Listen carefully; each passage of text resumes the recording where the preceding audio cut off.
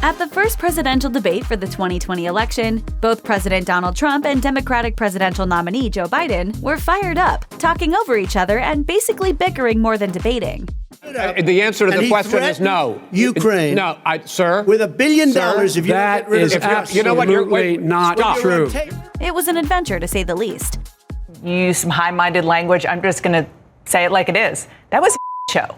After the second debate was canceled, the American people were left wondering not only if the third debate would happen, but how much of a fight it would be. The rematch did happen on October 22, 2020. And, well, it felt a bit more peaceful compared to the first debate. The final debate before the election, which took place at Belmont University in Nashville, saw both President Trump and former Vice President Biden discussing topics such as racism in America, COVID-19, climate change, and more.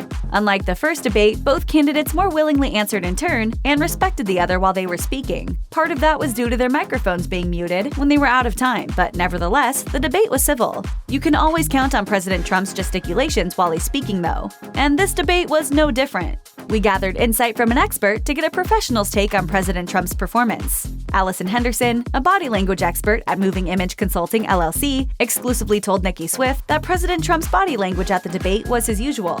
She explained, "Overall, he used less pressure than in the first debate, perhaps in an attempt to be less combative than what we saw in the first debate."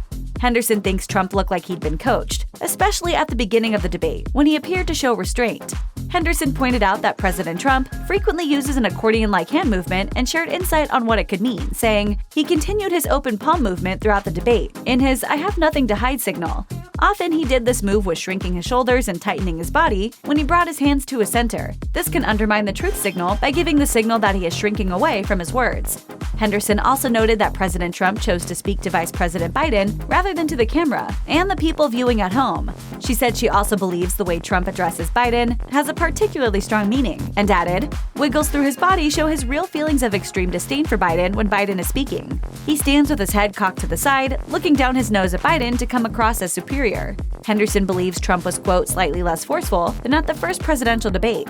However, a noticeable tactic that he used throughout the second and final debate was pointing. He pointed at both former Vice President Joe Biden and moderator Kristen Welker multiple times, and seemed to use the gesture to get more time to speak and to speak over the moderator. According to Henderson, Trump also, quote, "used an open right palm hand gesture, which is perceived as pushing back." She went on to say, "Overall, President Trump has a low variety of gestures. He mainly moves his arms in front of him, in and out, or uses his right-handed gesture up and down with pointing. Few movements can be perceived either as calm or as hiding something. The palms in and out continually is usually a deflecting movement." President Trump's body language changed completely when Biden mentioned the president's tax returns and his lack of transparency.